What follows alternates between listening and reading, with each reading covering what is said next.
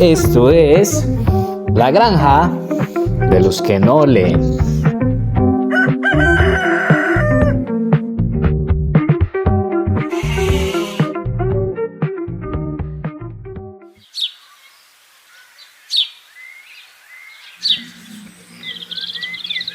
Hoy presentamos La sabiduría de la rana, por William McRaven. Las claves para convertirte en un líder grandioso en todas las áreas de tu vida. Introducción. De pie en la entrada de las instalaciones de entrenamiento básico de demolición submarina SEAL, hay un monstruo reptiliano mitad hombre, mitad pez, de 1,80 metros de estatura, con ojos negros saltones, manos y pies palmeados, las branquias ensanchadas hacia afuera y un largo tridente en la mano.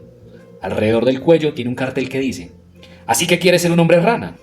Ese monstruo de la Laguna Negra desafía a cada uno de los estudiantes que cruzan el Alcázar y llegan a la plancha de asfalto conocida como el Triturador, lugar en que los siguientes 6 meses soportarán cientos de horas de calistenia, acoso interminable por parte de guerreros curtidos en la batalla y un sufrimiento físico y mental como nunca antes lo habían experimentado.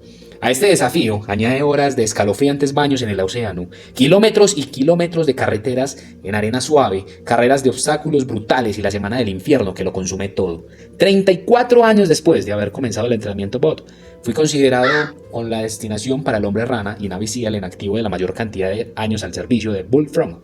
En casi 4 décadas de servicio aprendí mucho sobre lo que se necesita para ser un hombre rana y liderar hombres rana. Pero también tuve el honor de dirigir a muchos otros: boinas verdes, rangers, pilotos de la Fuerza Aérea y operadores de tácticas espaciales, marine, riders, soldados de infantería, oficiales de barcos y submarinos, profesionales de inteligencia y aplicación de ley, funcionarios públicos, médicos, investigadores, técnicos, estudiantes y profesores. Desde mi época de guardamarín hasta el almirante de 4 estrellas y rector del sistema de Universidad de Texas, cada día, cada semana, cada mes, cada año, cada década, me trajo nuevas lecciones de liderazgo. Algunas fueron fáciles, otras implicaron mucho dolor, pero todas fueron valiosas. Cada una de las lecciones me sería de gran utilidad para afrontar los desafíos que me presentaba la vida. Pero sin importar si eres guardamarín o almirante, el liderazgo nunca es fácil. Incluso aquellos que suelen llevar con facilidad la carga de liderazgo constantemente enfrentan dificultades. Karl von Clausewitz, el gran general del siglo XIX, autor del consumado libro de la guerra, dijo que todo en la guerra es simple, pero las cosas simples son difíciles. En 2009, mientras volaba de regreso a Afganistán, leí una revista de política exterior. En ella habían 2 artículos escritos por un par de académicos de la costa este, en los que se explicaba cómo el ejército estadounidense simplemente no entendía cuál era la mejor manera de ganar la guerra en Afganistán. Afirmaban, de manera constante, condescendiente, que si los militares se enfocaban en construir carreteras, podrían conectar las aldeas con los distritos. Después, y ya con más caminos, podrían conectar los distritos con las provincias. Y al final, las provincias con la capital. Construir toda esa infraestructura les permitiría a los afganos prosperar y con ello fortalecerse lo suficiente como para derrotar a los talibanes. Todo lo que los militares tenían que hacer era construir carreteras. Vaya, en serio, ¿por qué no se nos había ocurrido antes? Pues de hecho pensamos en eso, pero cuando la gente te dispara e intenta volarte la cabeza, es difícil construir carreteras. Y esa, querido lector, es también la naturaleza del liderazgo. Todo en el liderazgo es simple, por lo más simple es difícil. Sería más fácil decir: sean hombres y mujeres de gran integridad, dirige desde el frente o cuida tu tropa, pero es difícil de hacer. ¿Por qué? Debido a que somos humanos y cada uno de nosotros tiene sus debilidades y deficiencias, los cuales pueden afectar la forma de liderar. Pero así como es difícil el liderazgo, no es complicado. En su forma más simple, el liderazgo consiste en completar una tarea con las personas y los recursos disponibles mientras mantienes la integridad de la institución. Un buen líder sabe, por un lado, cómo inspirar a los hombres y mujeres que trabajan para él y para el otro, cómo dirigir a las personas y administrar los recursos necesarios para cumplir con la tarea. Pero el liderazgo no solo significa concluir el trabajo, también implica mantener la mejora o la reputación de la institución. ¿Cuántas veces nos hemos leído acerca de algunas delegaciones deportivas universitarias que destacaban atletismo, pero que se vio inmersa en un escándalo porque hicieron trampa? O de una institución financiera que hizo ganar mucho dinero a sus accionistas, pero que al final quebró porque infringió la ley. Como si líder le fallas a la institución que diriges, fracasaste y punto. Una vez más, el liderazgo es difícil, mas no complicado. Para hacerlo bien, no se necesita una gráfica sofisticada, una fórmula o un algoritmo complejo. Lo que se necesita es una guía. Entonces, ¿cómo simplificar la difícil naturaleza del liderazgo? Pues bien, por miles de años, los militares han recurrido a lemas, credos, parábolas e historias para inspirar, motivar y guiar a líderes y seguidores por igual. Estas máquinas refuerzan determinadas conductas al tiempo que proporcionan un estímulo para la memoria, una respuesta pavloviana y una oleada de inspiración que ayuda a dirigir las acciones individuales en medio de la incertidumbre. Cuando servía en el ejército, con frecuencia me apoyaba en estos dichos para guiar mis acciones. Cada vez que debía tomar una decisión difícil, me preguntaba, ¿puedes pararte ante la larga mesa verde?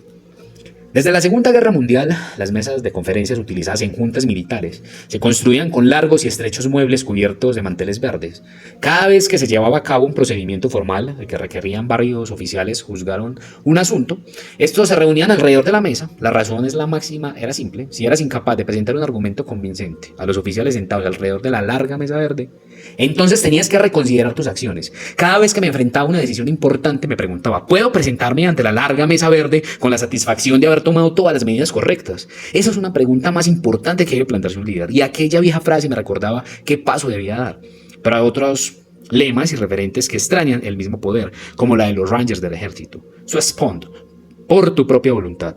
El lema del Servicio Aéreo Especial Británico. Quien se atreve, gana. Y el mantra SEAL. El único día fácil fue ayer. Todas estas máximas tienen su historia, la cual impulsó a los líderes de la época a tomar ciertas decisiones profundas. Es decir, inspiraron a la acción en el fragor de la batalla y sirvieron para fortalecer la determinación del líder y motivar a las tropas. Estas máximas no son simples palabras, son fruto de la experiencia y de las pruebas de fuego, y la mayoría fue escrita con sangre. Son palabras que vale la pena recordar mientras intentamos darle forma a nuestra respuesta ante un problema. Este libro recopila 18 de los dichos que me han guiado a lo largo de mi carrera, lemas, parábolas, credos e historias que me han resultado en un extremo útil cuando emprendía una nueva tarea o cuando enfrentaba un desafío particularmente difícil de liderazgo. Los 18 capítulos son una mezcla de cualidades personales y acciones profesionales. Todo líder debe poseer ciertas cualidades y mostrarles en su vida personal si espera liderar bien. Por un carácter fuerte, por sí solo es insuficiente para tener éxito.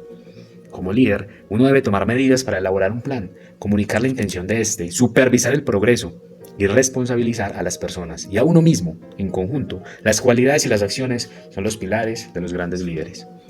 El camino para convertirme en Bullfrog no fue fácil. De hecho, no hay ningún camino hacia la cima que lo sea, pero espero que encuentres sabiduría en estas páginas y que con ella tu camino hacia la cima sea mucho más fácil de recorrer. Capítulo 1. Muerte antes que deshonra. Lo más trágico en el mundo es que un hombre ingenioso no sea un hombre de honor. George Bernard Shaw. Honor. La palabra suena un poco pintoresca en el habla coloquial actual. El honor de un caballero, el honor de una dama, honrar a tu madre y a tu padre, el honorable juez fulano de tal. Pero durante miles de años el honor ha tenido significado y valor. Ha sido considerado de suma importancia para la persona que eres. Honras a tu familia siendo un hombre o mujer con virtudes. Honras a tu país sirviendo en tiempos de necesidad. Honras tu fe siendo piadoso y reverente. Cuenta la leyenda que la frase muerte antes que deshonra comenzó con los estoicos griegos, quienes estaban dispuestos a morir antes que comprometer sus valores. Más tarde Julio César diría: amo el nombre del honor más de lo que temo a la muerte. Por su parte, los samuráis de Japón, inmersos en la tradición del honor, siempre estaban dispuestos a morir antes que deshonrar su servicio al emperador. Y ya en nuestros tiempos, el Cuerpo de Marines de Estados Unidos adoptó de forma extraoficial el dicho muerte antes que deshonra, después de que el legendario sargento de la Infantería de Marines, John Bastion, se tatuara el lema en su brazo izquierdo. Desafortunadamente, a lo largo de los siglos ha habido hombres y mujeres disfrazados de honor, pero que en realidad eran tan carentes de escrúpulos y viles como cualquier otro ser humano en la historia. Sin embargo, el verdadero honor hace lo correcto por las razones correctas. Es la base de un gran liderazgo. Con él, tus colegas te seguirán en las pruebas y dificultades de tu misión, pero sin honor, nada de lo que consigas tendrá un valor duradero. Y si deshonras a tu empresa, a tu familia, a tu país o a tu fe, tu legado de liderazgo quedará empañado para siempre. Al acercarme al podio en el gran salón de la Academia Militar de Estados Unidos, quedé impresionado por los cadetes que estaban frente a mí. Estaba ante los mejores de Estados Unidos, ataviados de forma inmaculada con su uniforme de gala gris, repleto de botones de latón y franjas doradas. Eran hombres y mujeres jóvenes que se habían ofrecido como voluntarios para alistarse en el ejército durante tiempos de guerra, con la conciencia de que al levantar la mano podrían encontrarse ellos mismos en combate durante sus años de servicio. Alrededor de la sala había recordatorios de los destacados soldados que los habían precedido. Grant, Pershing, Eisenhower, Patton, MacArthur, los símbolos de compromiso de Estados Unidos con los valores del deber, el honor y la patria colgaban de las paredes. Era 2014 y como comandante del Comando de Operaciones Especiales de Estados Unidos, me habían invitado como orador en la noche número 500, una gala que marcaba los últimos 500 días antes de que los jóvenes de West Point se graduaran. Al no ser egresado de la academia ni oficial del ejército, para mí fue un gran honor dirigirme a ellos. Titulé mi discurso A Sailor's Perspective of the Army, la perspectiva de un marinero en cuanto al ejército. Debido a que los últimos 12 años de guerra había servido al lado de algunos soldados notables, pensé que podía brindarle ciertas perspectivas a los jóvenes cadetes, uno que no estuviera influenciado por mi uniforme de servicio. Comencé dejando en claro que el ejército al que se enlistaba no era el de Hudson, ni el de los libros de historia, pero tampoco era el ejército retratado de los innumerables murales del campus. Este era el ejército de hoy, con los problemas de hoy, con los soldados de hoy, necesitados de un liderazgo real. El liderazgo suena simple en los libros, señalé, pero es bastante difícil en la vida real. Es difícil porque en una interacción humana y nada es más desalentador, más frustrante y más complejo que intentar liderar a hombres y mujeres en tiempos difíciles. Aquellos oficiales que lo hacen bien se ganan el respeto porque, por desdicha, hacerlo mal es muy común. Army of the Hudson es una referencia a un momento de la historia de Estados Unidos en el principio del siglo XX, en el que hubo múltiples protestas en todo el mundo, pero sobre todo en un territorio estadounidense que recorrió 400 kilómetros para concientizar a las mujeres y la población en general sobre el derecho al voto de las mujeres. Había elegido esas últimas palabras con cautela porque ese mismo día había pasado por el Código de Honor de los Cadetes, que está grabado en vidrio en una pared de piedra, pero que adorna los terrenos de la academia. El código es simple, pero asombrosamente poderoso. Un cadete no mentirá, engañará, robará ni tolerará a quienes lo hagan. La misión de la Academia Militar de Estados Unidos se rige por el Código de Honor. La misión de West Point no es producir genios estilo Patton, generales de 4 estrellas o presidentes de Estados Unidos, sino líderes de carácter. Y es justamente el Código de Honor, la base de ese carácter, pues invita a hombres y mujeres jóvenes que aspiran a vivir por encima del nivel común de vida. Vivir por encima del nivel común de vida. Ser noble cuando otros pueden carecer de principios, ser honorable cuando otros pueden ser desvergonzados, ser hombres y mujeres íntegros cuando otros pueden recurrir a la deshonestidad.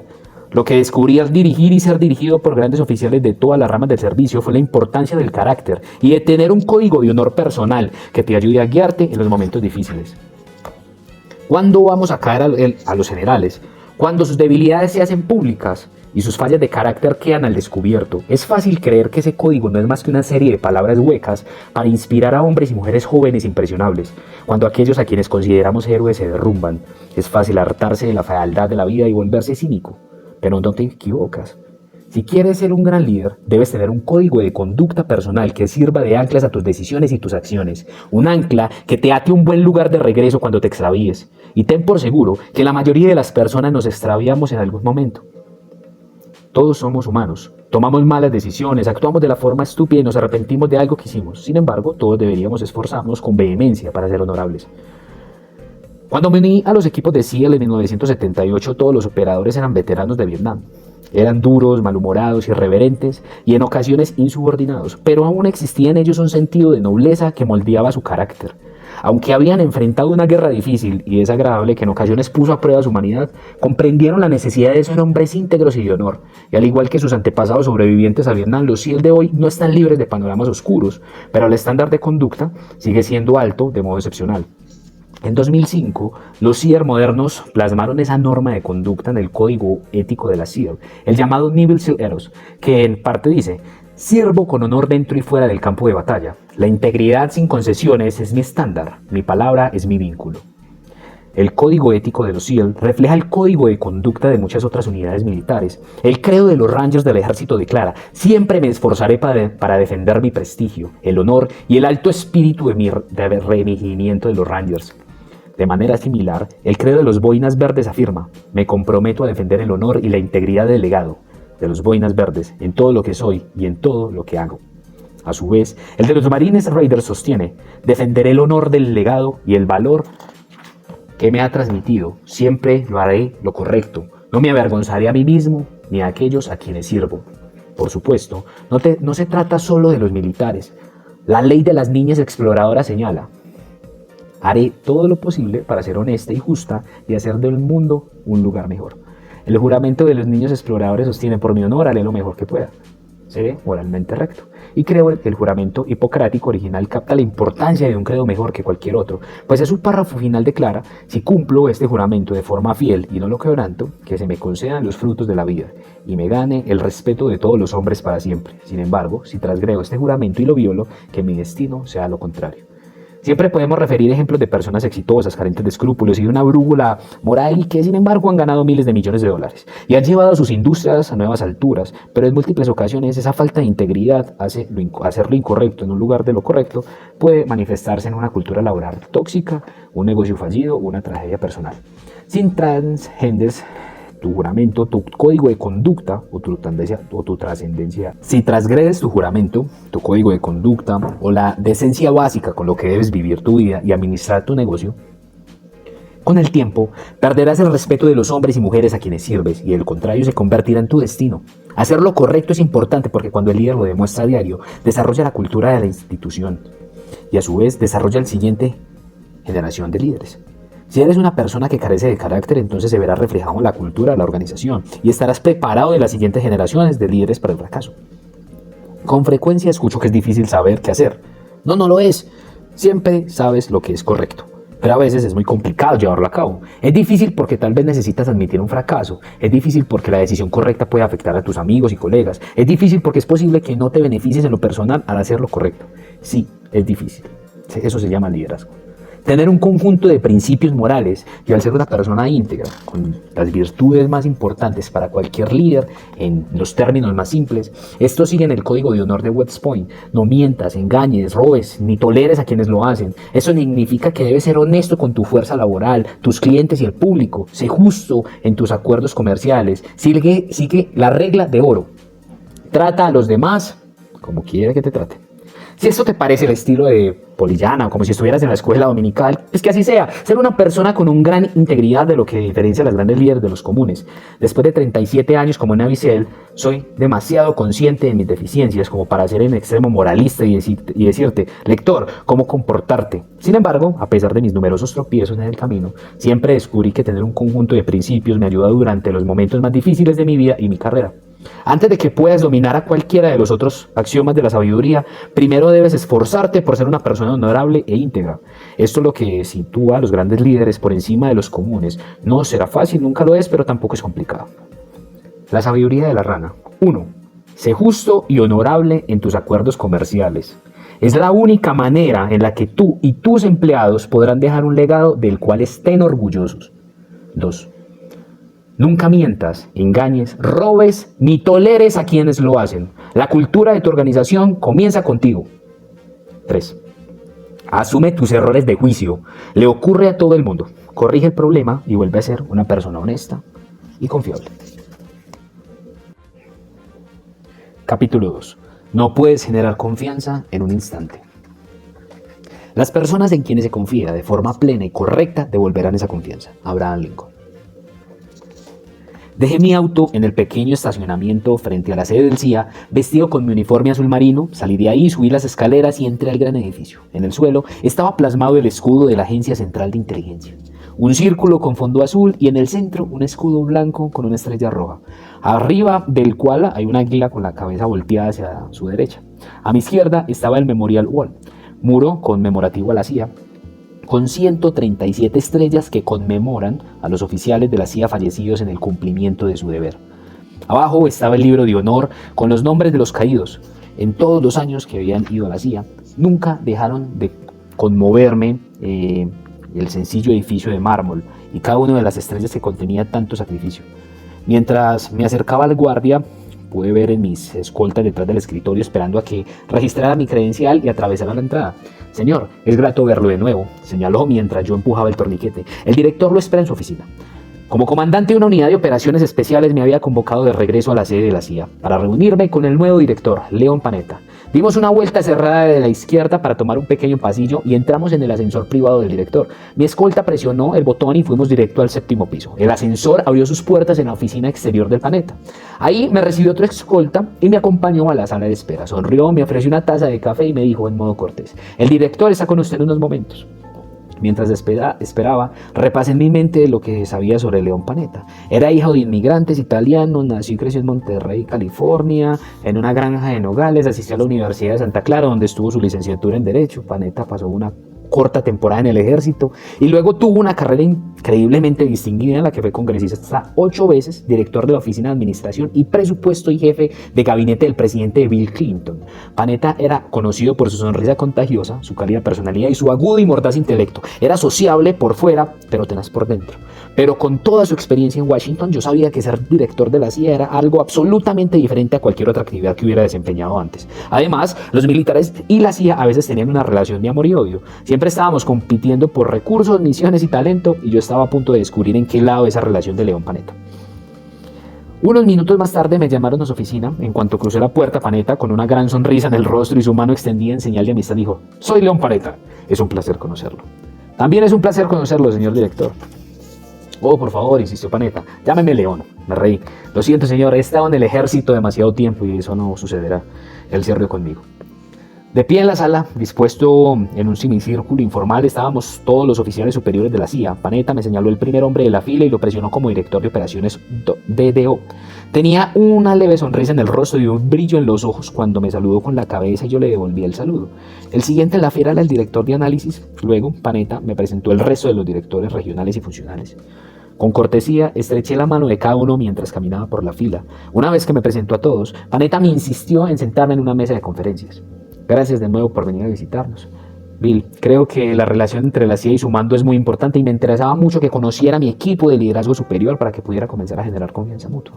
Gracias, señor, respondí, pero dudé de continuar. Pero el director de operaciones se rió: Bill, y los conocemos desde el 2003 en Bagdad. Entonces el director del centro antiterrorista intervino. Bill y yo pensamos un año antes en Afganistán y continuamos. Cada uno de los directores contó nuestra experiencia anteriores juntos: Yemen, Somalia, el norte de África, Arabia Saudita, Cuba, Egipto, Pakistán, Filipinas. Panetta soltó una carcajada. Entonces, ¿soy el único que no ha servido con usted? Sonreí. Bueno, señor, debe ser que la mayoría de nosotros creció en esta guerra conjunta con el terrorismo. Muy bien, Panetta sonrió. Eso es muy bueno. Así no tendremos que dedicarle tiempo a conocernos, porque cuando estalle no tendremos oportunidad de desarrollar confianza. Un año después me llamaron de nuevo a la oficina de Panetta, pero esta vez para ayudar en la planificación de la redada para capturar a Osama Bin Laden. El presidente Obama le había encomendado a León Panetta la tarea de capturar o matar a Bin Laden. Si bien aquella misión podría haberse encomendado a otra unidad dentro del centro de la CIA, la decisión de recurrir a mis fuerzas de operaciones especiales no llegó en un instante. Fue el resultado de años de trabajo en conjunto, años de construir relaciones personales y profesionales, años de ganarnos la confianza mutua. E incluso cuando tuvimos la disputa entre agencias, que fueron muchas, la CIA creyó que podía depositar su confianza en mí y en mi equipo. En 2014 me retiré del ejército y en enero del 2015 me convertí en rector del sistema universitario de Texas. Dicho sistema comprendía 14 campus diferentes, más de 230,000 estudiantes y 100,000 empleados. Como primer rector no tradicional, una persona sin formación académica, yo levantaba cierta sospecha en la facultad y el personal del sistema. No tenía relación previa con ninguno de los presidentes del campus y había estado fuera de Texas durante casi 4 décadas. Si bien todos parecían apreciar mi carrera militar, todavía tenían dudas sobre si yo era el hombre adecuado para el trabajo. Como ocurre con cualquier empresa nueva, sabía que tendría que ganarme esa confianza. Pero después de años de encontrarme en esas situaciones similares, tenía la fórmula bajo control. Llegué temprano. Trabaja duro, quédate hasta tarde, ten un plan, cumple tus promesas, comparte las dificultades con los empleados, demuéstrales que te importa, admite tus errores y ya mencioné, trabaja duro.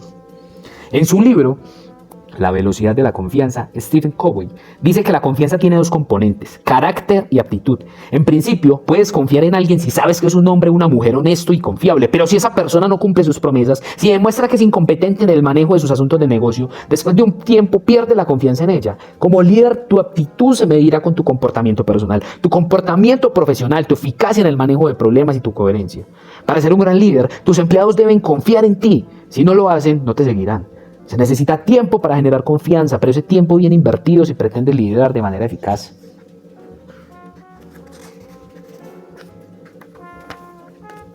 La sabiduría de la rana. 1. Interactúa con tus empleados de forma personal para demostrarle que eres un líder de carácter íntegro y un individuo digno de confianza. 2. Promete solo aquello que puedas cumplir. La forma más rápida de perder la confianza de los demás es prometer demasiado y no cumplirlo. 3. Recuerda que la confianza se construye con el tiempo. No lo apresures. Capítulo 3. Cuando estés al mando, manda. La vida no es fácil para ninguno de nosotros, pero ¿qué tiene? Debemos tener perseverancia y, sobre todo, confianza en nosotros mismos. Debemos creer que somos aptos para algo y que debemos lograrlo. Marie Curie. Sentado en la espalda recta y la cabeza erguida, escuchaba al teniente Jim McCoy mientras estaba caminando ida y vuelta al frente del salón dando su clase a los 30 guardamarines sobre la batalla de Midway. Historia naval era una clase obligatoria para todos los candidatos oficiales en el primer año de la Universidad de Texas. Comenzamos con la guerra del Peloponeso, tachamos la letra T con Lord Nelson en la batalla de Trafalgar, luchamos con el almirante Jellicoe en Jutlandia, despegamos de USS Yorktown en la batalla del Mar del Coral y ahora nos estábamos preparando para uno de los enfrentamientos navales más importantes de la Segunda Guerra Mundial, Midway. Era junio de 1942, apenas 7 meses después del bombardeo de Pearl Harbor. La Armada Imperial japonesa, al darse cuenta de que había sido un error no destruir la flota de portaaviones estadounidense de Pearl Harbor, había una trampa frente a la isla de Midway, aunque ésta se encontraba a 1.300 millas náuticas de Ohio. Era una base estratégica para los estadounidenses. El almirante japonés Yamamoto creía que si la Marina de Estados Unidos sentía que la isla estaba bajo amenaza, navegaría con sus portaaviones desde Pearl Harbor para proteger esa importante base. Tenía razón. Yamamoto tenía la intención de atraer a los portaaviones estadounidenses a una pelea ocultando la mayor parte de su fuerza naval, haciendo que pareciera que los estadounidenses tenían una ventaja numérica. Lo que Yamamoto no sabía era que los estadounidenses habían descifrado el código japonés y pudieron descubrir parcialmente el plan de la Armada Imperial. Pero incluso ese plan parcial, había muchas dudas sobre si la Marina de Estados Unidos estaba preparada para la pelea. La batalla del Mar del Coral casi había destruido a la USS de Yorktown y el almirante más experimentado de la Marina, Bull Halsey, había sido hospitalizado por herpes zóster. El liderazgo militar de Washington estaba en contra de lo que de que la flota navegara para defender Midway, pero en última instancia la decisión de encontrarse con los japoneses de Midway recaería en el comandante de la flota del Pacífico, el almirante Chester Nimitz. El teniente McCoy tomó un acetato y lo colocó en el proyector. Apagó las luces y en la pantalla apareció una foto del almirante Nimitz. Tenía una prominente cabellera blanca, ojos azules de acero fijos en la distancia y una delgada y seria sonrisa, todo ello enmarcado en su uniforme azul marino con las 5 franjas doradas de un almirante de flota. McCoy nos dijo con orgullo que Nimitz era el origen alemán, nacido y creado en Fredericksburg, Texas, no muy lejos de donde estábamos, en Austin. Estudió en la Escuela Naval de Estados Unidos y se graduó con honores. McCoy hizo una pausa, dudando de si debía o no contar el siguiente parte de la historia de Nimitz. Continuó explicando que cuando era joven oficial, el alférez Nimitz había estado al mando de MacArthur cuando encalló en Filipinas en 1908. Nimitz fue sometido a un consejo de guerra por incumplimiento del deber, pero solo recibió una carta de reprimenda debido a que su extraordinario desempeño hasta ese momento. El carácter de Nimitz se vería moldeado por el incidente del encallamiento en Filipinas. Él sabía que el comando conllevaba una gran responsabilidad, pero también la necesidad de ser decidido y captar la posibilidad de que uno no siempre acierta. Nimitz continuaría sirviendo en la flota de submarinos durante la Primera Guerra Mundial y luego ascendería del rango hasta convertirse en comandante de la flota del Pacífico de la Segunda Guerra Mundial. En la primavera de 1942, la información de inteligencia que existía sobre las intenciones japonesas de Midway era todo menos confiable. En las filas del almirante, muchos cuestionaban el beneficio estratégico de intentar salvar Midway, y aunque más oficiales temían que una derrota estadounidense en Midway significaría una rápida victoria japonesa en el Pacífico, las ramificaciones de una mala decisión resultarían desastrosas, pero las consecuencias de no tomarlas podrían implicar un desastre existencial. Nimitz revisó la información, consultó con su Estado Mayor y habló con sus comandantes, pero la decisión final era suya. Estaba angustiado durante varios días. ¿Qué ocurriría si se equivocaba? Miles de marinos podrían morir y otros miles morirían en el combate de Midway y las cadenas de islas que conducen a Japón. El destino de toda la armada y quizás de la nación entera dependían de esa decisión.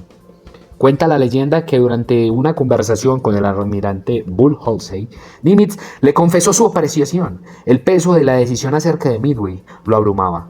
Halsey, también directo como siempre, le recordó al almirante la convicción personal de Nimitz. En alguna ocasión me dijiste, comenzó Halsey, que cuando uno está al mando, manda. Fue la llamada de atención que Nimitz necesitaba. Comprendió que se esperaba que los comandantes tomen las decisiones difíciles, que actúe con propósito, que tenga confianza y dirijan desde el frente, que acepten el desafío y se preparen para las aguas turbulentas que se avecinan. Un comandante debe mandar, dominar la situación, dirigir a las tropas, así que domina tus miedos y toma el mando. El 4 de junio de 1942, las fuerzas aéreas navales despegaron a la USS Yorktown, el USS Enterprise de USS Hornet y se enfrentaron a la flota japonesa frente a Midway. En los días siguientes, 4 portaaviones japoneses fueron hundidos y los Estados Unidos perdieron el Enterprise. Pero la historia demostraría que la batalla de Midway fue de las más decisivas de la guerra y la que cambió las circunstancias del Pacífico. El teniente McCoy terminó la lección sobre Midway, encendió las luces y miró hacia la sala repleta de jóvenes guardamarines vestidos con uniformes navales blancos. Un día, aventuró, algunos de ustedes podrían tener la suerte de comandar. Quizá comanden un barco, un submarino o un escuadrón, y lleguen ese día, y el mando será el momento más gratificante, pero también lo más desafiante de su carrera profesional. Mire por la ventana e hizo una breve pausa. Nunca olviden que cuando se es comandante, lo que se espera de ti es que dirijas. Si te eliges para el trabajo, tómalo con cierta humildad, pero también acepta el hecho de que eres bueno, pues lo contrario no serías comandante. Sonrió. ¿Quién sabe? Quizá algún día uno de ustedes sea el almirante, y al igual que Nimitz, tenga la oportunidad de dirigir a nuestros grandes marineros en tiempos de guerra. Todos nos regimos, todavía éramos adolescentes, padecíamos acné y nuestra única esperanza era aprobar nuestro primer semestre de la universidad. Ser almirante era lo más alejado de nuestra mente. Transcurrió 38 años, como el almirante de cuarta estrella y comandante del Comando de Operaciones Especiales de Estados Unidos, entré a mi oficina en Tampa y encontré un escritorio nuevo esperándome. Estaba un poco confundido ya que me parecía que el viejo escritorio estaba en perfectas condiciones. Cuando pregunté por el escritorio, mi asistente administrativo, la sargenta mayor Dana Hobbes, sonrió y le explicó: bueno, señor, pensamos que este podría ser más adecuado para usted. Perplejo, volví a mirar el escritorio. Era más antiguo de lo que imaginé al principio. Un gran escritorio de estilo ejecutivo con madera de vetas profundas y paneles laterales de cuero. Cuando me acerqué, descubrí una pequeña foto en un portarretrato apoyado en el borde. El hombre de la foto era inconfundible. Se trataba del almirante Chester Nimitz, y este era su escritorio. Los archivos de la Marina habían tenido la amabilidad de prestármelo a SOCOM para que yo lo utilizara. Este gesto me conmovió más allá de lo que imaginable. Durante los siguientes 3 años me senté frente a ese escritorio y cada vez que sentía que mis días eran difíciles recordaba dónde estaba sentado. Pensaba en la vida que había estado en juego, las decisiones que afectaron a millones, la sensación de pérdida y la sensación de victoria de Nimitz debido de haber experimentado. Y en esos días, en los días que me sentía indeciso, cuando tomaba demasiados consejos de mis miedos, cuando la preocupación amenazaba con detener mis acciones, escuchaba en mi interior la palabra de Nimitz: cuando estés al mando, manda. Y con esas palabras como guía, siempre traté de hacer lo correcto por los hombres y mujeres que sirvieron conmigo. Ser líder, sin importar si eres CEO, el almirante, el general, el presidente o el director de una oficina de 2 personas, es difícil. Como líder, siempre debe parecer que estás al mando, incluso en aquellos días en los que luchas contra las presiones del trabajo. Debes tener confianza, debes ser decidido, debes sonreír, debes reír a carcajadas, debes interactuar con tus empleados y estar agradecido por el trabajo que hacen. Debes tener la apariencia de la persona que está a cargo. Debes inculcar en tus hombres y mujeres el sentido de orgullo que sus líderes pueden resolver cualquier problema. Como líder, no puedes tener un mal día. Nunca debes mostrarte derrotado, sin importar las circunstancias. Si estás de mal humor, si agachas la cabeza, si sufres o si te quejas de los líderes que estás por encima de ti o quienes te siguen están debajo de ti en la jerarquía, entonces perderás el respeto de tus hombres y mujeres y la desesperanza se extenderá como pólvora. Ser líder es una enorme responsabilidad. Hay días en los que resulta aterrador ser consciente de que el destino de las organizaciones recae sobre tus hombros. Pero también debe darte cuenta de que si fuiste elegido para ser líder porque has demostrado tu valía a lo largo del camino, has demostrado que conoces el campo, has demostrado que puedes soportar las imperfecciones y encontrar soluciones. Has exhibido a todas las cualidades necesarias para ser líder. E incluso, si nada de lo anterior es cierto, ahora que eres líder, estás al mando. Así que toma el maldito timón y dirige. La sabiduría de la rana. 1. Ten confianza. Te dieron el trabajo porque tienes talento y experiencia. Confía en tus instintos. 2. Sé decidido. No te dejes llevar por tus miedos. Sé reflexivo, pero sin que te paralice la indecisión. 3. Sé apasionado. Demuéstrale a tus empleados que te preocupas por ellos y por la misión. Capítulo 4. Todos tenemos nuestro flotador de rana. La verdadera humildad no es un espíritu miserable, ultrajado y autodespreciativo. No es más que una estimación correcta de nosotros mismos, tal como Dios nos ve. Tran Edwards, teólogo estadounidense. El barco se dirigía a toda velocidad hacia mí y su proa creaba una estela de espuma blanca y agua azul agitada. Podía ver el timonel en su pequeña cabina. Su mirada se fijaba alternadamente en mí y en la pequeña balsa inflable asegurada a babor en la embarcación. En la balsa, otros hombres sostenían un grueso lazo de hule. Tenían los brazos extendidos, listos para atraparme en la deslizna mientras el bote pasaba a toda velocidad. 25 yardas y acercándose. El barco ya casi estaba encima de mí. Podía escuchar al hombre de la balsa gritar: «¡Patea fuerte! ¡Patea! ¡Patea ahora! ¡Patea! ¡Patea!». Me grité a mí mismo, mientras mis aletas empujaban con fuerza al agua de la bahía. 10 yardas. 5 yardas. ¡Ahora! ¡Ahora! Podía ver el encargado de las eslinas esforzándose para alcanzarme desde la balsa, pataleando tan fuerte como pude. Metí un brazo en el gancho de la eslinga y impulsé el bote. Junto con un fuerte jalón del encargado de la eslima, me lanzaron al interior de la balsa. Con rapidez saqué el brazo de la eslinga, rodeé hacia un lado de la balsa y luego subí al barco. Justo detrás de mí, sacaron del agua a otro hombre rana y lo llevaron a la balsa. En cuestión de minutos, todo el pelotón había sido recuperado y estaba a bordo del barco. Estas eran acciones reales de un hombre rana. Búsqueda y rescate con embarcaciones pequeñas, exactamente igual a como lo habían realizado nuestros ancestros hombres ranas en Tarawa, Okinawa, Tenian y muchos otros de las islas del Pacífico, y pensar que me estaban pagando por hacerlo. Después de terminar la práctica, el bote patrulla arribó en el muelle de la base naval anfibia, Coronado, y comenzamos a descargar nuestro equipo. «Oiga, señor Mac, escuché una voz familiar que provenía del muelle. Era el suboficial Larry Jones, mi oficial superior en el taller de comunicaciones. «Doble L, ¿qué sucede, señor? El capitán quiere verlo», anunció casi sin aliento. «¿A mí?» «Sí, señor, a usted». No imaginé que el oficial de mando supiera quién era yo. Como nuevo alférez del equipo 11 de demolición submarina, por sus siglas en inglés, trataba de mantener un perfil bajo. Había conocido al capitán, estreché su mano, lo vi en alguna llamada ocasión en la oficina de los oficiales, pero en definitiva no vi ninguna razón para que me señalara por algo. Pero pensé que les había dejado una buena impresión a los demás oficiales, a los soldados de mayor rango. Me tomaba muy en serio mi entrenamiento. Trabajaba duro, me esforzaba al máximo en el entrenamiento físico, me quedaba hasta tarde, escuchaba a los veteranos experimentados de Vietnam. Sí, tal vez me habían elegido para algo especial, me dije. Se había corrido el rumor de que estabas planeando una misión en el mundo real. Quizá era esto. Tal vez era una misión para capturar a algún terrorista de los Balcanes. Podía tratarse de un ataque furtivo de un nadador en Vladivostok, o una misión al lado de la playa hacia Corea del Norte, pero desmantelar un almacén de misiles. Está bien, WL, necesitó regresar con el equipo y ponerme mis pantalones khaki. «No hay tiempo, señor», el capitán dijo, que tenía que reunirse con el comodoro lo antes posible y que quería hablar con usted de inmediato. El comodoro, el hombre a cargo de todos los SEALs y ranas de la costa oeste, el gran Kahuna. Esto, así que debe ser importante. Abordamos la camioneta de Jones y atravesamos a toda velocidad la base naval, cruzamos la autopista 1 y nos dirigimos hacia el complejo UDT-11. Me quité el traje corto de neopreno, me acomodé el cabello hacia atrás con la mano, metí la playera azul y oro en mis shorts khaki de traje de baño y caminé hacia el edificio de la sede. El ayudante del capitán se levantó cuando entré. «¿Es usted alférez McRaven?» «Sí, soy yo». Tome asiento.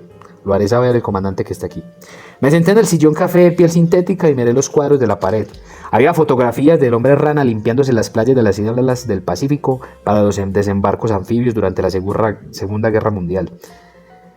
de guerreros palmípedos vestidos con gruesos trajes secos de hule que escalaban las rocas de una playa coreana, hombres con máscaras de buceo en la playa y aletas en los pies, que daban la bienvenida a la tripulación del Apolo 11 después del primer alunizaje, y los SEAL, con bandoleras de municiones colgadas sobre el pecho, que bandeaban el lado en el que llegaban al pecho delta del Mekong. Yo formaba parte de una fuerza de élite, y vaya que se sentía bien. El suboficial regresó. Señor capitán, lo recibirá ahora. Me alacé el cabello, mojada una vez más, y caminé hacia la oficina. Sentado en su escritorio estaba el comandante Bill Salisbury, el capitán de UDD-11, un SEAL altamente condecorado de la era de Vietnam. Me había dado la bienvenida el equipo unas semanas antes con una cálida sonrisa y un fuerte apretón de manos. Me caía bien, a pesar de que no habíamos hablado, pasábamos tiempo juntos. Me puse firme y anuncié: señor, el alfarés McRaven se presenta según lo solicitado. Salisbury sonrió. Tal vez había sido demasiado mi entusiasmo de oficial junior. Relájese, señor McRaven. Sí, señor, dije adoptando la posición de descanso. El oficial ejecutivo me dice que usted trabaja muy duro y con absoluta dedicación. Gracias, señor. Está dando una buena impresión a la sala de oficiales y con el jefe. Asentí y me llené de orgullo. El comodoro me llamó hoy y me preguntó por mi mejor alférez. Me enorgulleció más, y si eso era posible, tiene una tarea que desea que usted realice. Y si es importante para el comodoro, entonces es importante. Sí, señor, dije demasiado alto. Aquí viene, pensé, una misión. Para esto hice el entrenamiento SEAL. Tal vez algún día encuentre una de esas fotografías que lo había visto todos. Salisbury hizo una pausa para causar expectación. Cada año la ciudad de Coronado realiza un desfile del 4 de julio. Hace mucho tiempo que no participamos, afirmó. Estoy confundido. Debe ser algo que no entendí bien, pensé. Entonces, este año el comodoro quiere que participemos con un carro alegórico de las ranas y necesito que usted se encargue de construirlo, sonrió. ¿Un carro alegórico de las ranas?, pregunté. Sí, ya sabe, un gran Freddy de From Verde que fume un cigarrillo y lleve consigo un cartucho de dinamita. A la gente de Coronado le fascinará. Sí, señor, respondí con mucho menos de entusiasmo. Bueno, consulté con el oficial de suministros. Él puede conseguirle todo el material necesario para la carroza. Eso es todo, señor McRaven. Muchas gracias. Todavía de pie y un poco aturdido, Salisbury reanudó una lectura de sus mensajes diarios. Con lentitud me di vuelta y salí de la oficina. A pasar junto con las imágenes colgadas en la pared, por un momento dudé de mi carro alegórico de las ranas tuviera éxito. Frustrado, me dirigí al vestier para cambiarme de ropa y volver al trabajo. Sentado en el banco mientras murmuraba blasfemias en voz baja, escuché una voz profunda y ronca proveniente del casillero que estaba a mi espalda. ¿Qué pasa, alférez? Me di vuelta y vi al jefe de maestro Herschel Davis, el soldado de mayor rango de nuestro equipo, hermano UD-12. Davis era la personificación de un hombre rana, alto, delgado, bronceado, con rostro recubindo y ojos grises de acero y un enorme bigote de manillar. Había presenciado más combates que cualquier hombre que yo conociera. Nada importante, jefe maestro. Ajá, musitó en tono paternal mientras tomaba asiento a mi lado. Me sentí como si estuviera en el confesionario, le confesé. Skipper acaba de llamarme a su oficina y me dijo que quiere que me encargue de la construcción. Hice una pausa. La construcción de un carro alegórico a las ranas para el desfile del 4 de julio. Gruñó el jefe maestro. Y asumo que preferirías estar saltando de un avión, bloqueando submarinos o impidiendo una misión para salvar el mundo. Exactamente, de nuevo, con un volumen demasiado alto. Déjeme decirle algo, alférez.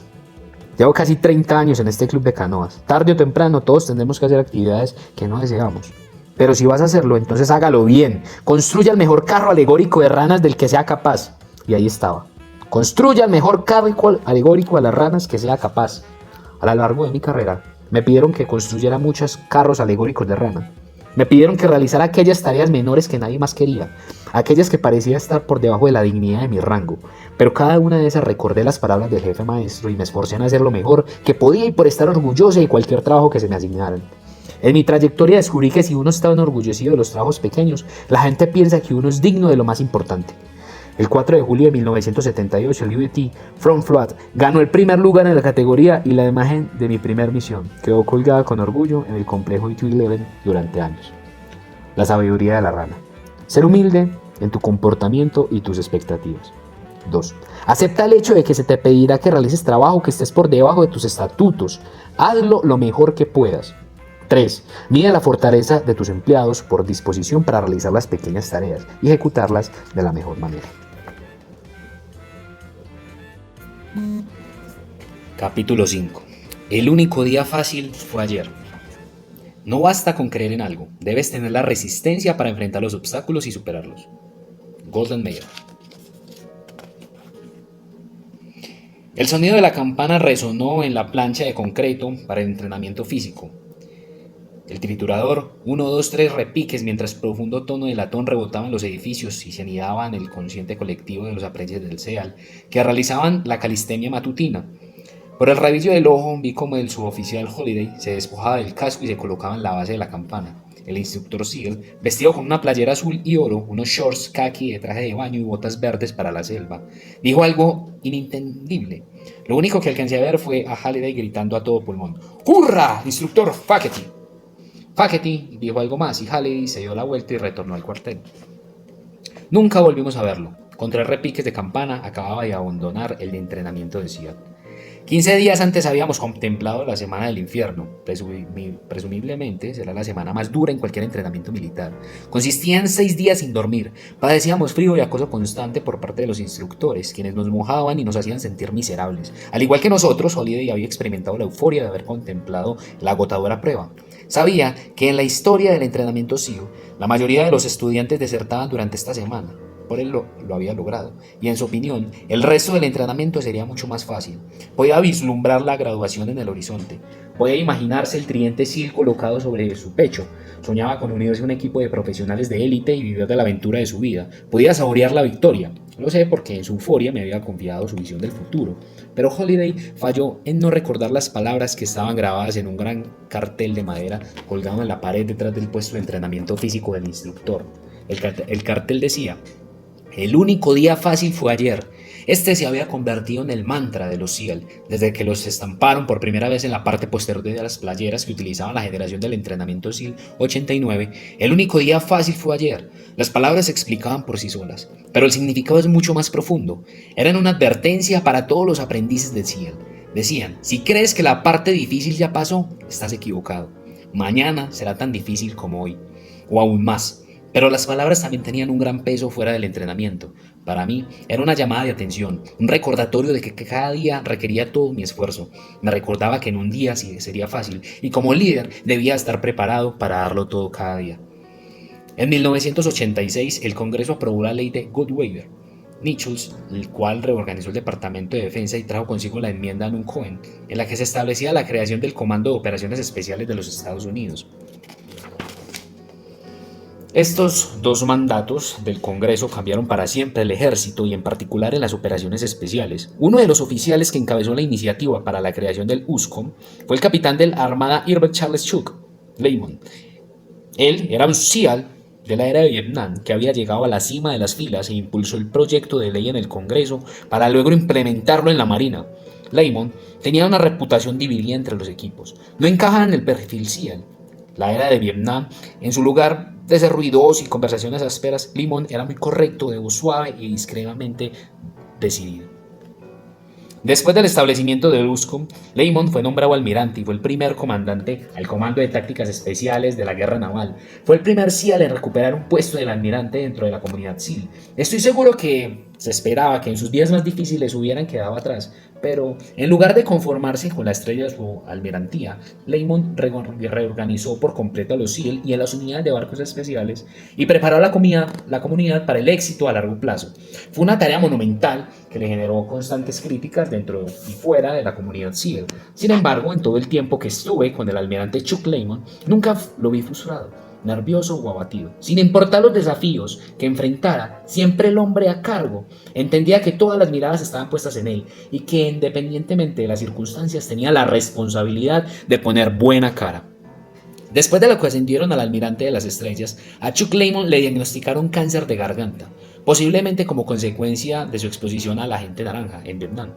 Pero en lugar de reiterarse o dejar de ayudarse a los 6, duplicó sus esfuerzos, aun cuando le extirparon las cuerdas bucales y le dieron un positivo electrónico que le ayudara con el habla, continuó hablando en público. Como SEAL al alto rango en servicio activo, Lamont era bullfrog en este momento, y recuerdo que cada discurso comenzaba con una línea humorística sobre su voz croante, mejorado de manera digital. En ciertas ocasiones le pregunté cómo podía seguir adelante a pesar del cáncer. Él sonrió, se colocó el aparato para hablar en el cuello y fácil señaló: el único día fácil no tuvo que terminar en la línea.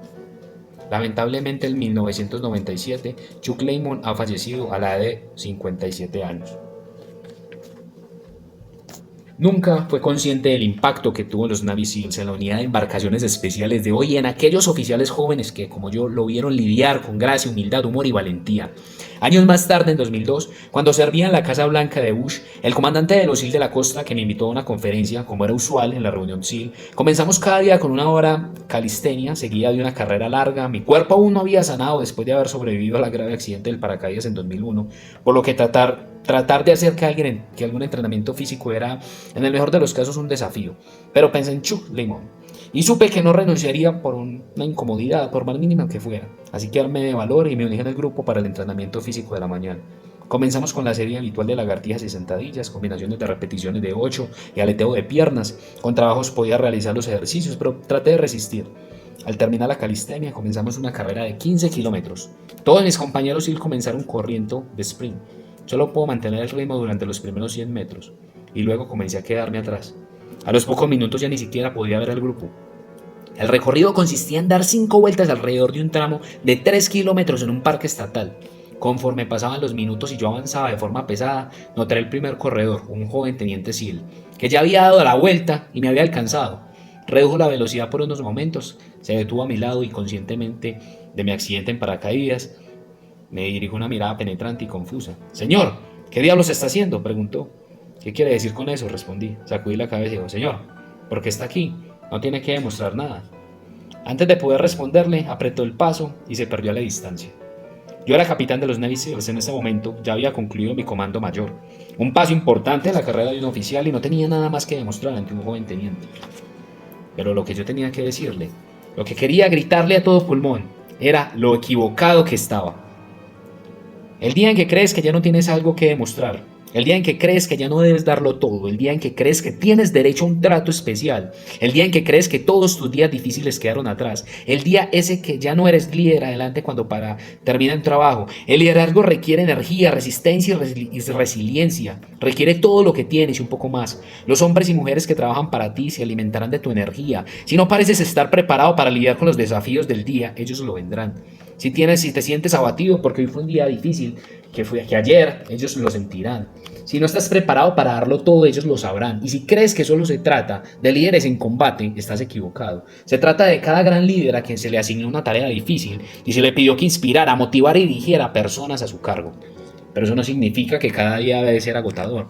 Ser un gran líder no significa que debas tener una fuerza sobrehumana, sino que debes reconocer que se requiere esfuerzos todos los días y algunos días simplemente no podrás darlo todo. Está bien, eso es normal, pero dado el siguiente día o el que sigue, solo fracasarás como líder cuando pienses que hoy va a ser más fácil que ayer. La sabiduría de la rana. 1. Debes aportar energía y entusiasmo cada día. 2. No tienes derecho a nada más que trabajar más duro. Las tropas están trabajando duro y cobran menos. 3. Considera cada día como si fuera fundamental para el éxito de la organización. Capítulo 6. Corre al sonido de las armas. Las grandes corporaciones de este país no fueron fundadas por gente común. Fueron fundadas por personas con extraordinaria inteligencia, ambición y agresividad. Daniel Patrick Moynihan. París es hermoso en otoño. Los árboles de los campos elíseos empiezan a cambiar de color, la mañana es fresca y el aroma de café fuerte y de los panes franceses calientes flota en el aire.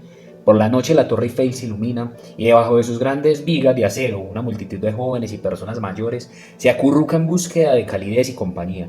Hay algo mágico en París, en especial cuando piensas en el desde Afganistán.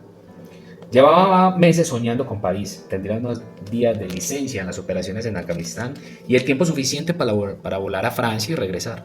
Mi esposa German y mi hija Kelly tenían previsto reunirse conmigo allí y después de 6 meses, sin su compañía, añoraba verlas.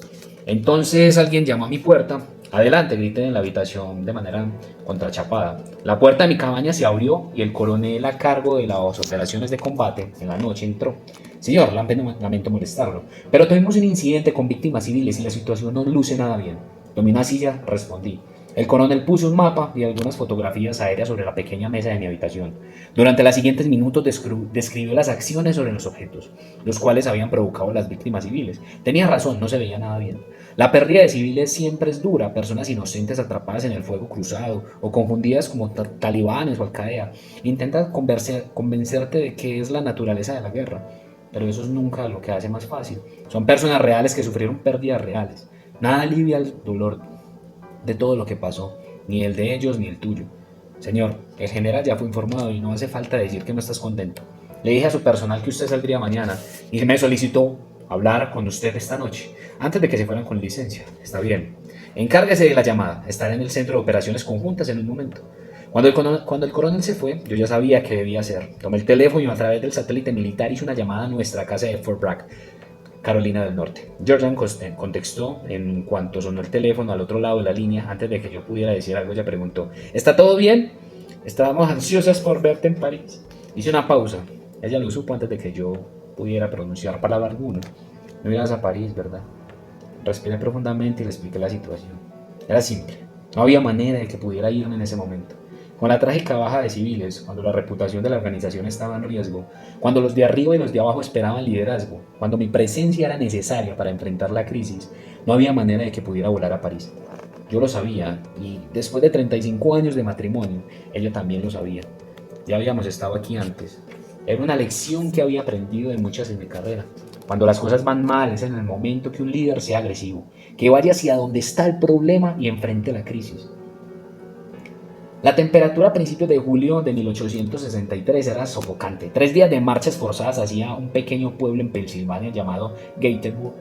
Los soldados del 20 grados, requerimiento de infantería de Maine, estaban agotados. La información de inteligencia indicaba que el general Robert E. Lee estaba trasladado su ejército desde Virginia a través de Potomac hacia Pensilvania para aislar las fuerzas de la Unión de su capital en Washington, D.C. Un pequeño continente de la Unión había llegado días antes y se había trasladado a McPherson Ridge, un terreno estratégico del oeste de Gettysburg.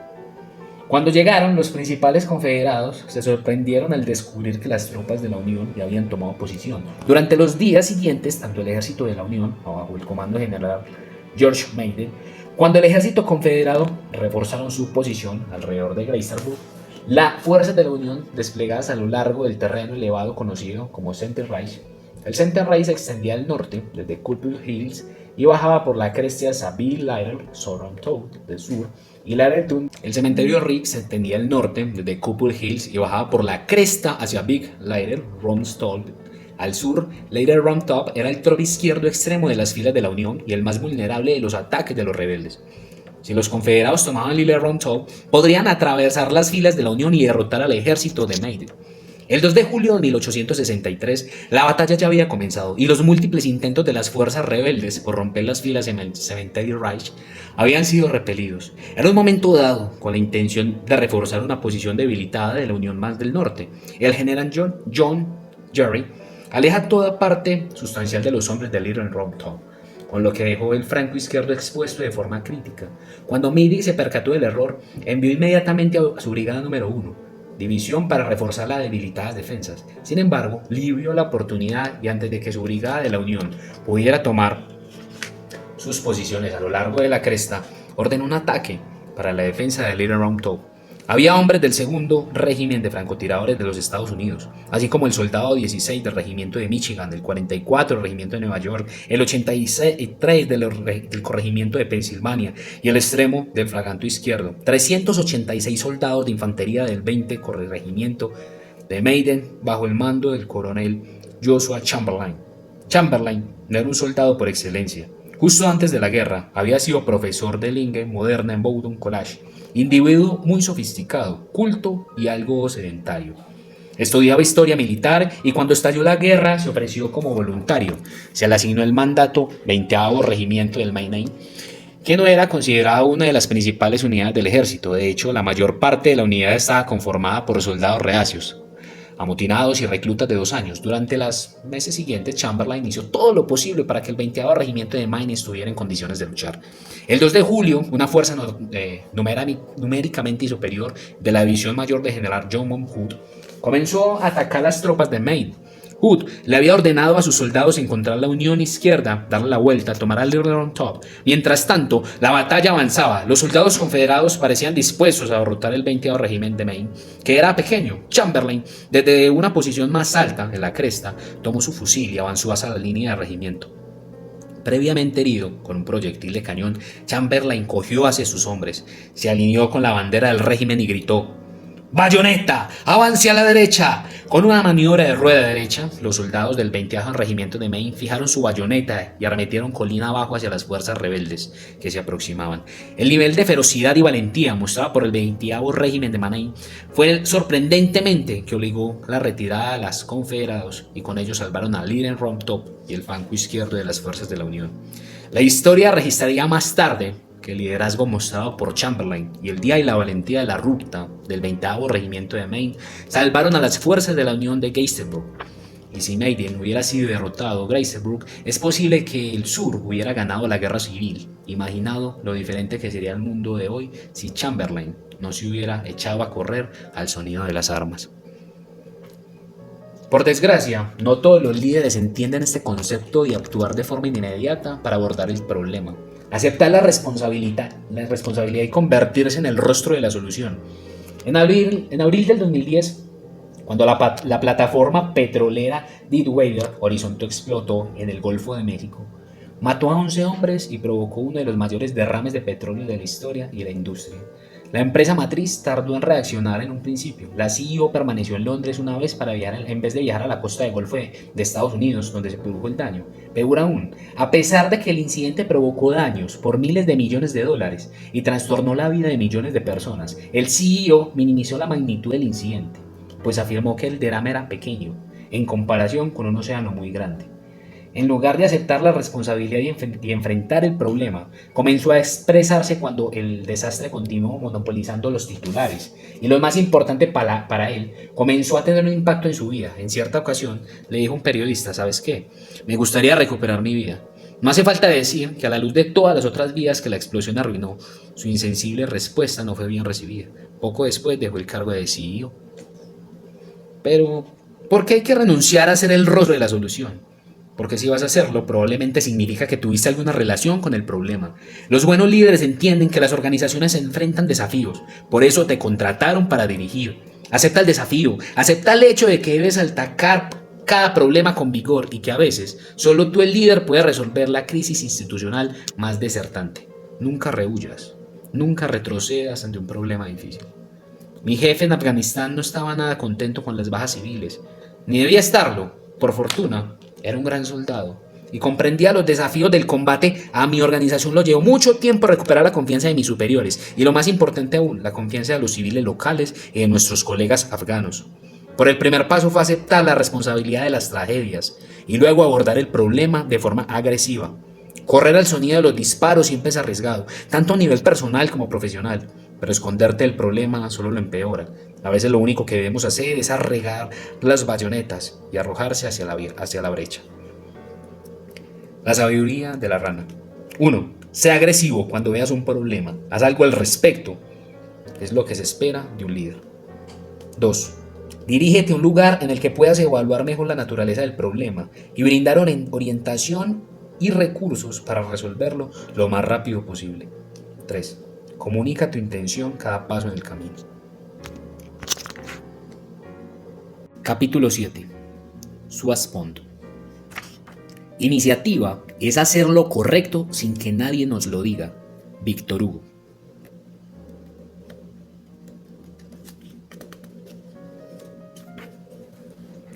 La colina 205 parecía un lugar poco probable para el nacimiento de una leyenda del ejército.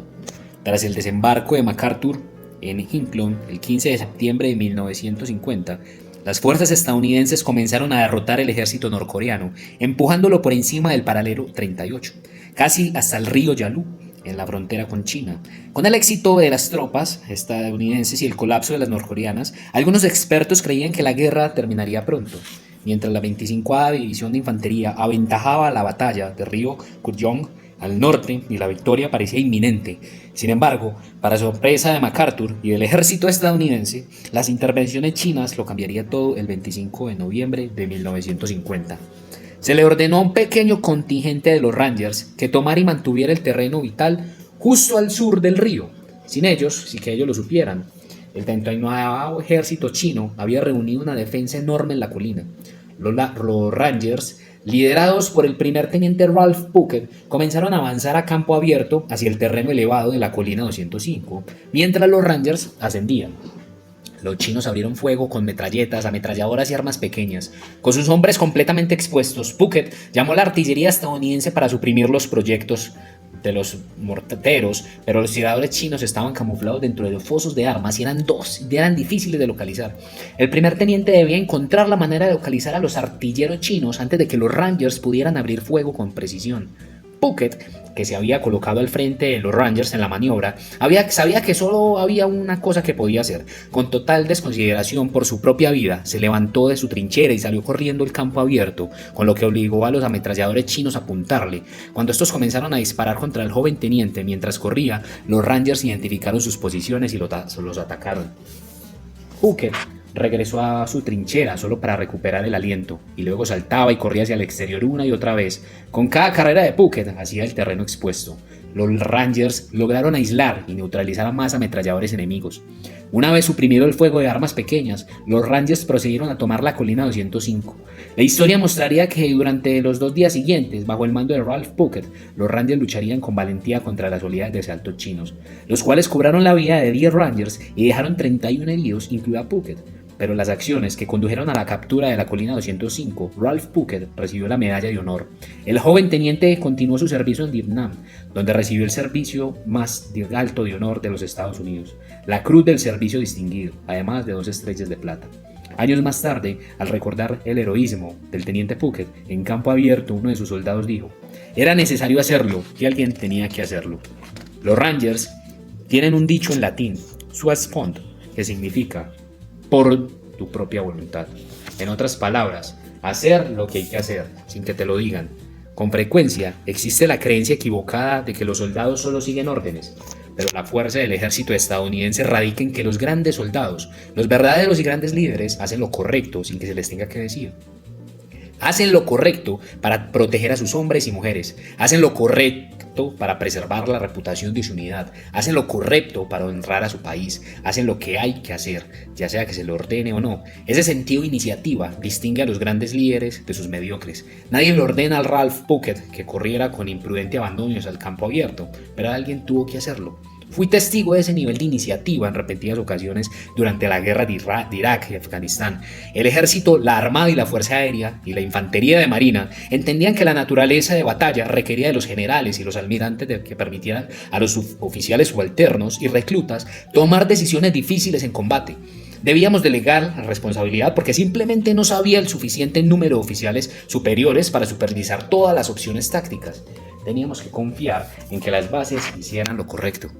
Siempre es difícil para los líderes superiores confiarle la decisión importante a sus subordinados, los cuales de modo invariable influyen en la reputación de la unidad y del líder superior. Pero si no se crea una cultura que les permita a las bases actuar por sí mismas, se verán sumidas en una indecisión que detendrá cualquier impulso para actuar. Sin embargo, el liderazgo no siempre es definido por el hombre o la mujer que está en la cima de la cadena de mando, y no siempre es necesario estar al mando para liderar. Era un día típico en Honolulu.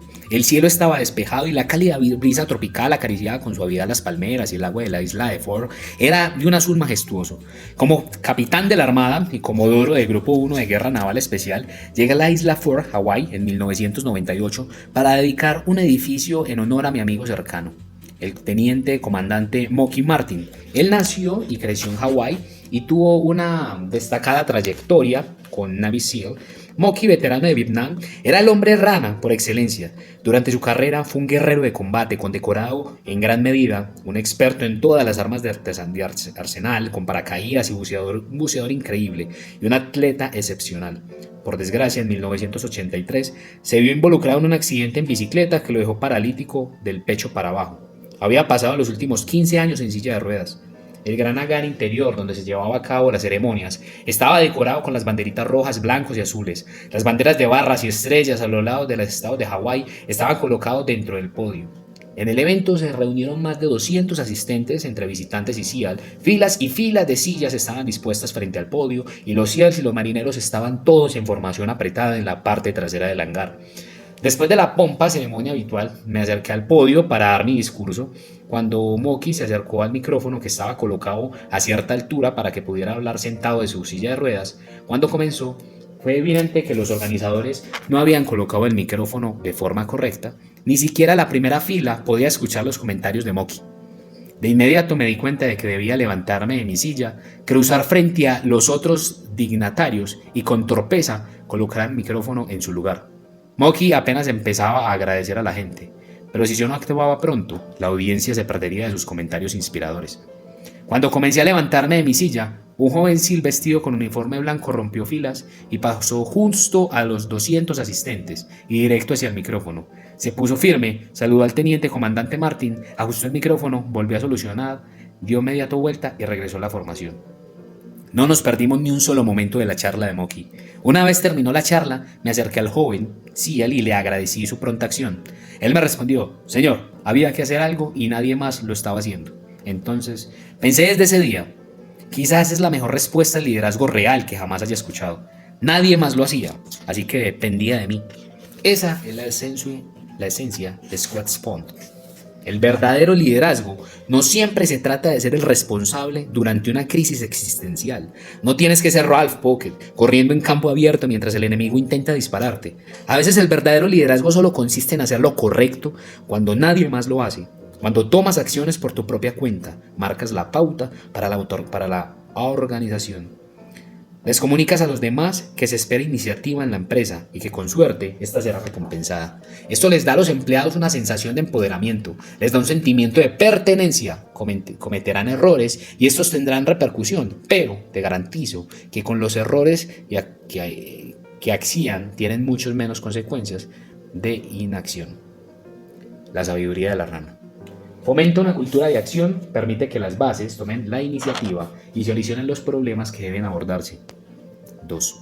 Acepta el hecho de que esto te llevará al fervor y a uno que otro error.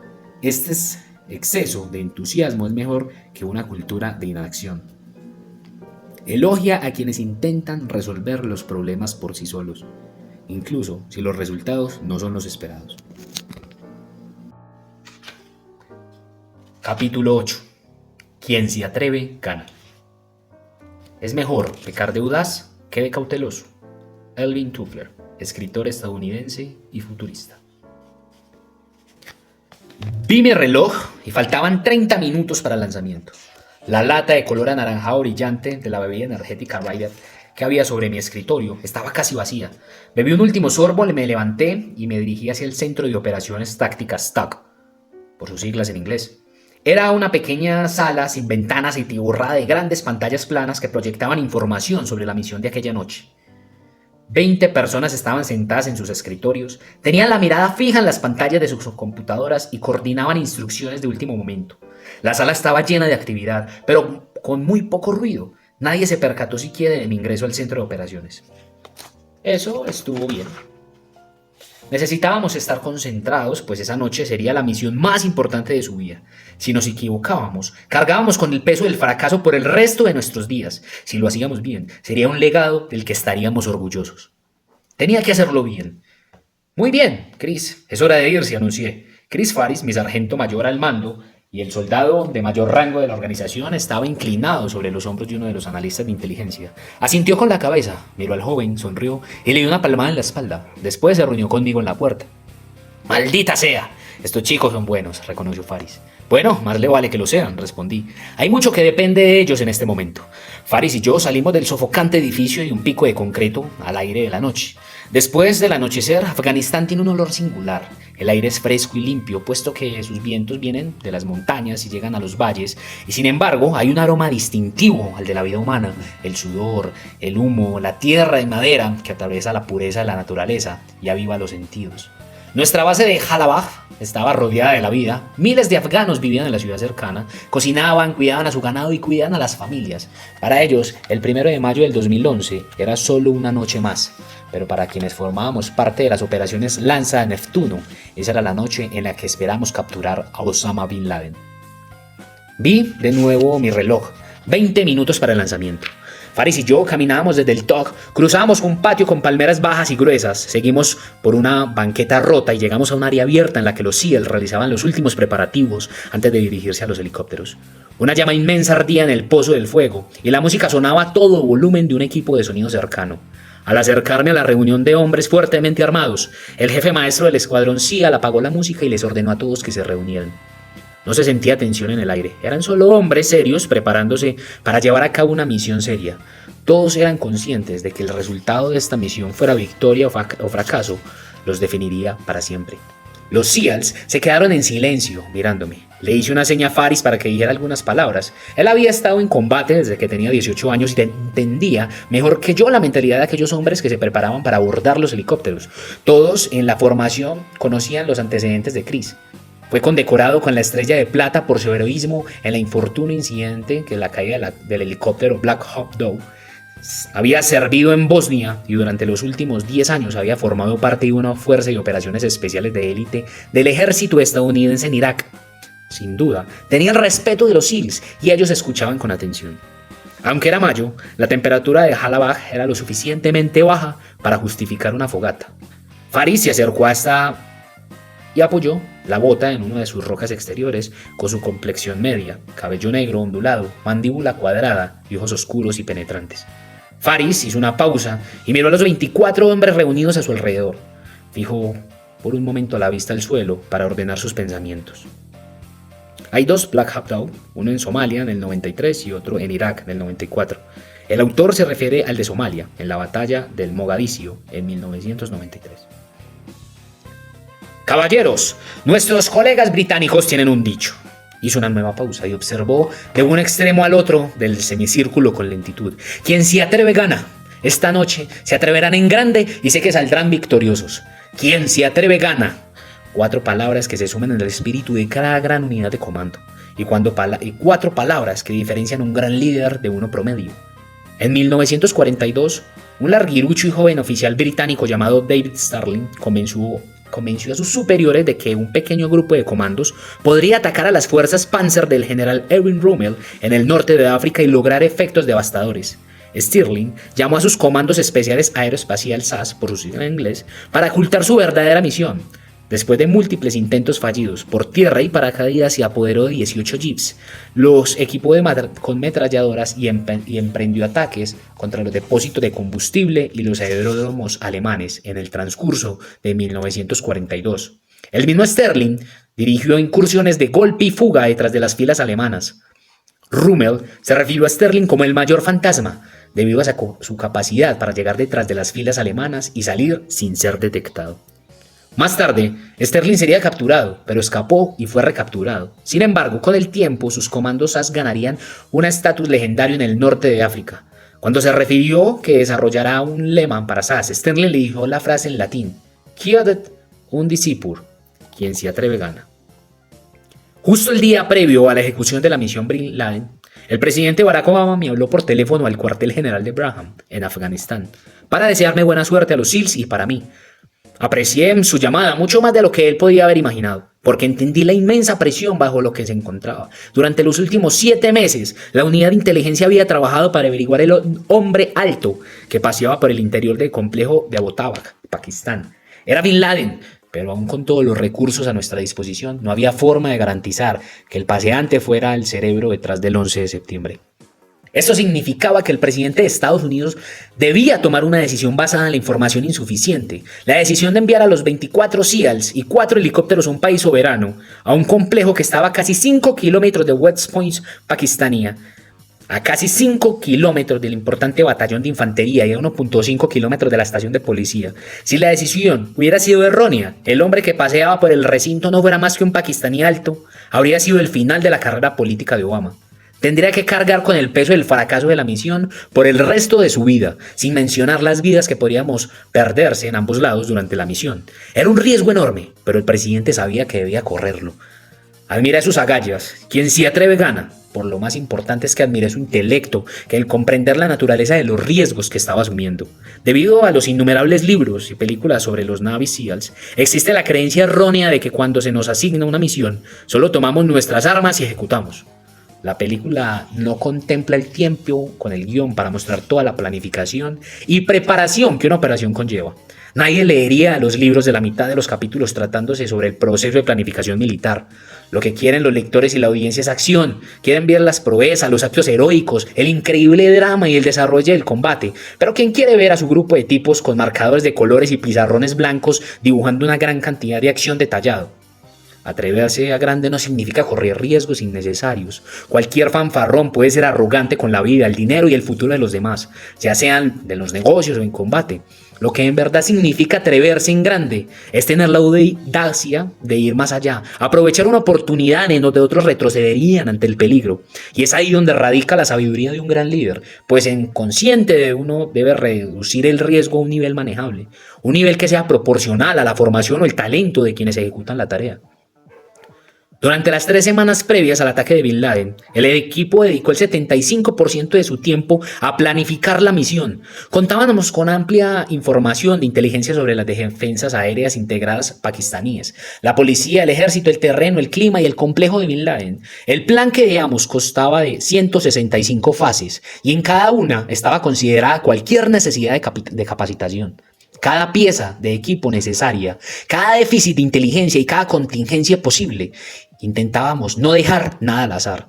Aunque sabíamos que, al igual que las incertidumbres, es parte de cada misión, cuando no pudimos evaluar el riesgo de forma adecuada porque la información de inteligencia era incompleta, había trampas explosivas en el complejo de Bin Laden, teníamos una ruta de escape subterránea, desarrollamos planes para hacer frente a cada contingencia. En un momento de la misión, el helicóptero líder MH-60 Black Hawk se estrelló en el complejo de Bin Laden cuando se rafagaba en el aire descendente que provenía de las aspas, creó un vórtice, un vacío sobre el helicóptero y este entró en pérdida, pero gracias a la exhaustiva planificación que habíamos hecho a poca distancia, había uno de apoyo, un helicóptero derribado, era un riesgo previsto y para el que estábamos preparados. Después de terminar la misión y de que los restos de Bin Laden fueran arrojados al mar, el mundo despertó para ver a Estados Unidos jubiloso. Se había hecho justicia. El presidente recibió aplausos más que justificados por su audiencia y su voluntad de correr riesgos con información de inteligencia incierta. Cuando se le cuestionó de manera insistente sobre su decisión, comentó si bien el grado de confianza que se tenía en Bin Laden estuviera en el complejo era solo el 50%. Él tenía un 100% de confianza en los SEAL, los tripulantes de los helicópteros y los profesionales de inteligencia que llevaban a cabo la misión. La decisión del presidente fue tan analítica como audaz. Cuando vemos a quienes han corrido grandes riesgos a lo largo de la historia, ya sean los negocios, el entretenimiento, los deportes, las artes o el ejército, nos damos cuenta de que cada uno de estos hombres y mujeres entendían que hay una oportunidad en cada riesgo. La oportunidad existe porque los riesgos eran demasiado altos y otras personas, aquellas sin confianza para avanzar, tenían demasiado miedo para aventurarse en un espacio en particular.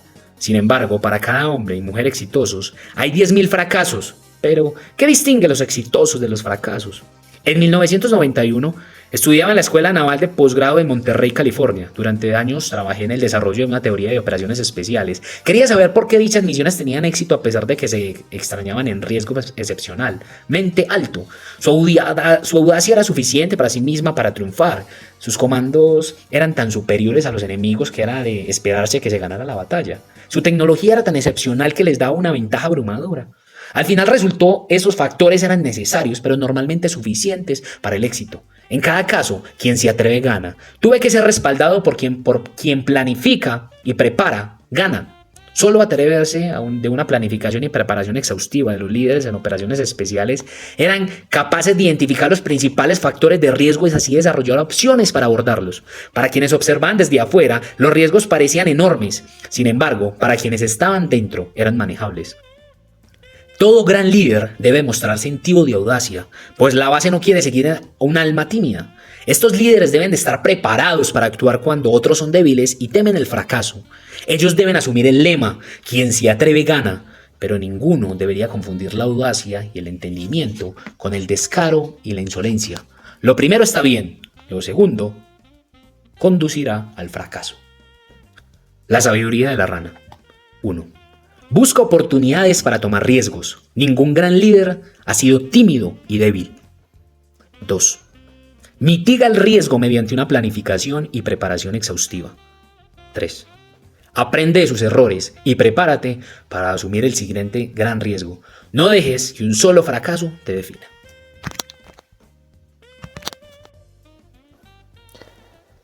Capítulo 9. La esperanza no es una estrategia.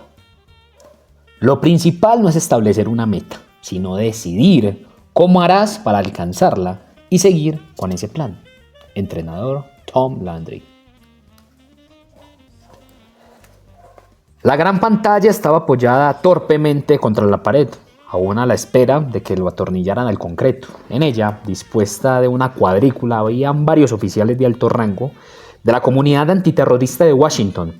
En la habitación, acompañándome, estaba mi superior, el general Stan McChrystal, jefe de la unidad de operaciones especiales del comando.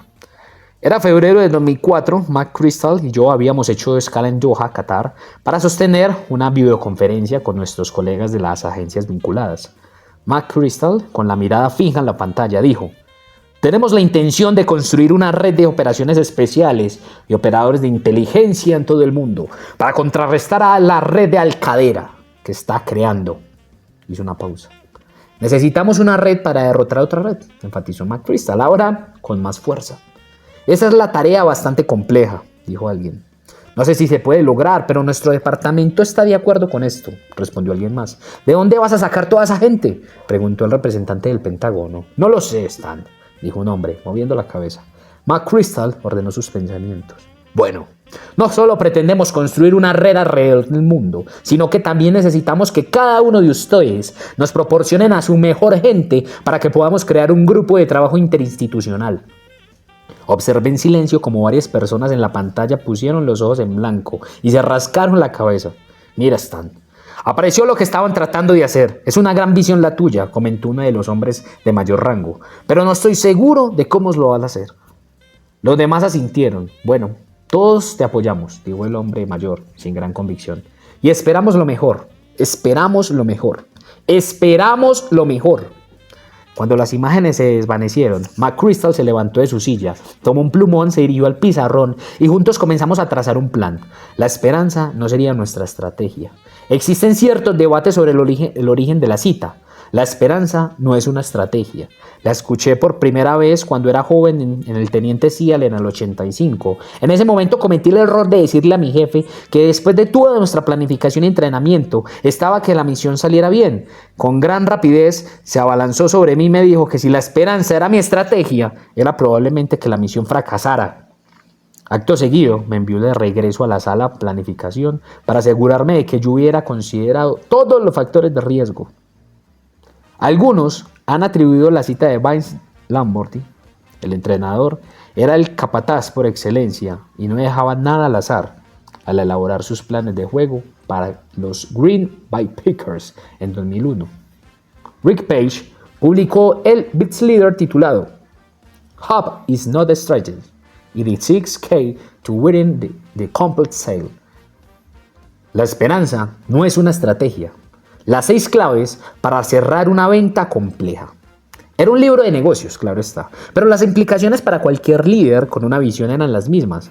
Deben trabajar duro para convertir la visión en un plan. Si estás teniendo señalamientos y puntualmente mesurables, producían resultados. McChrystal consideraba que la esperanza era importante para nuestro éxito porque inspiraba a las tropas a actuar. Pero la esperanza sin una planificación adecuada era simplemente un sueño. Durante los días siguientes, McChrystal, con ayuda de su personal, construyó el marco para una red que sabíamos dónde operaba Al-Qaeda y conocimos sus nodos logísticos, sus rutas de viaje, sus centros financieros, sus estacionamientos de reclutamiento. Ahora teníamos que colocar una persona en cada agencia, cada embajada, cada ejército aliado, cada punto de interacción en el que la organización terrorista tuviera presencia. La información se recopilaría y enviaría a nuestra propia fuerza de tarea conjunta interinstitucional.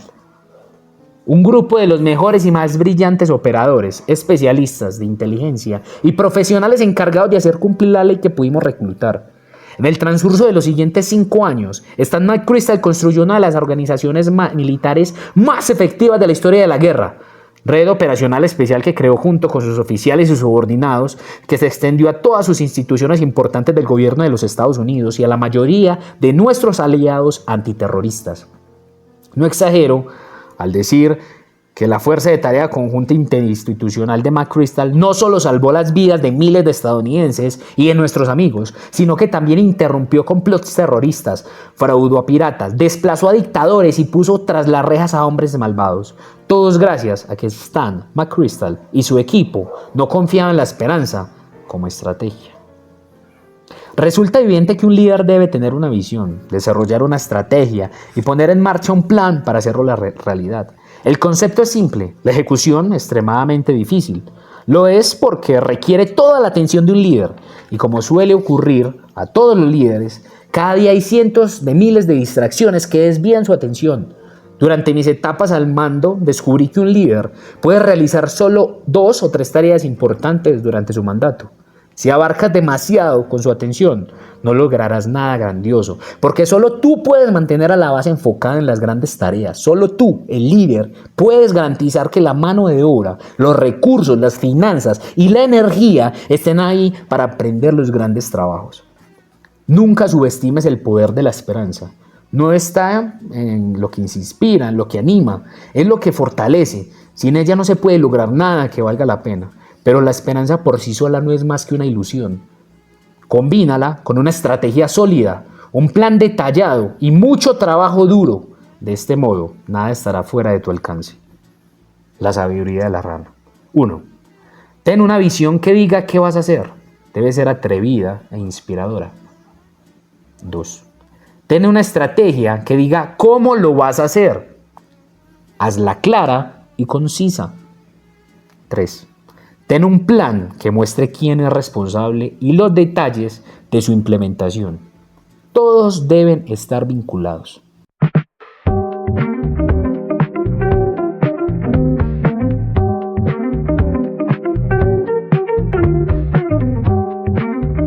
Esto es La Granja de los que no leen.